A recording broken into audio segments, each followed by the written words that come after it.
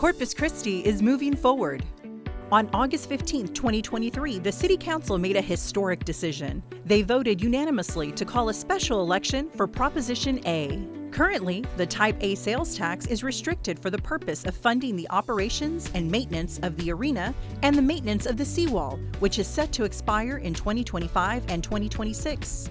Proposition A proposes the reallocation of existing sales taxes with no new taxes involved, for the purpose of repairing and maintaining the integrity of the Seawall's infrastructure, improving citywide regional parks, fixing commercial and industrial streets, attracting new flights to and from Corpus Christi, and repairing, renovating, and improving the Selena Auditorium, Arena, and Convention Center.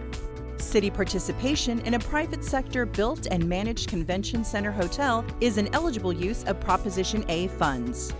All these enhancements can be accomplished with no new taxes involved. Proposition A supports economic development by attracting more business and visitors, improving our cultural and entertainment assets, and delivering infrastructure improvements critical to our growth.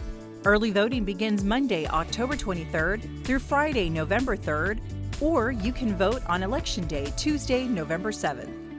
Go to cctexas.com/Proposition A for more details.